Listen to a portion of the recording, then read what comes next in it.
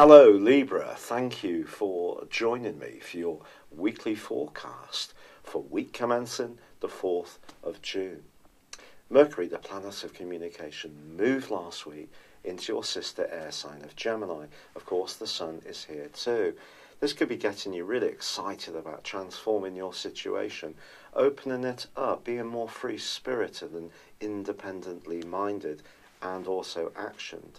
If you're interested in higher education and you want to arrange something for the autumn or the fall terms, you could be very busy grappling with the opportunities from that. Also, this could be a time that you're thinking about holidays and vacations. And if that is the case, just be conscious that there is a lot of energy moving around in the 6th solar house of your chart, which is to do with responsibilities and obligations to others. It's also to do with your health and your work. But the moon's going to pass over Neptune this week, and in doing so, it's going to trigger a quarter moon with the Sun. So for you, this is the 6th, 9th house axis. It's possible that something that you're very committed to, and it could be to do with your work, actually starts to really close in on you this week. And whereas you may be quite happy to do good turns for people and be generally a good egg, just doing so can seem to become more and more draining and less gratifying. It's also true that the Sun is going to be squaring up with Neptune for the whole of the week, so your energy is going to be at a premium. So try not to promise more than you can realistically deliver. Make sure that you're putting your need for freedom at the top of your to-do list. At the same time, you have to do and maintain the obligations that are ones you can't get out of. So write a list of those, write a list of the things you'd like to do for you, but don't crowd in too much else. Otherwise, by the end of this week, I do feel that you could be feeling quite drained. Now, of course, your ruling planet Venus is still making its way through the sign of Cancer, where it was last week, and of course it was opposed on the last day of last week by Pluto, and on the first day by Saturn. The week before, Saturn was opposing Venus pretty well the whole of the week. So there has been some drama going on in terms of your worldly hopes.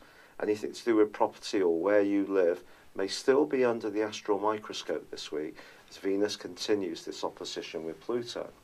Now, for example, if you are looking for somewhere to live, you could encounter someone who sells it hard if it's some kind of new property, and just don't get too caught up in their agenda. Even if somewhere seems to be the absolute perfect abode for you, take time to step away and examine everything in a very step-by-step systematic way, especially about affordability.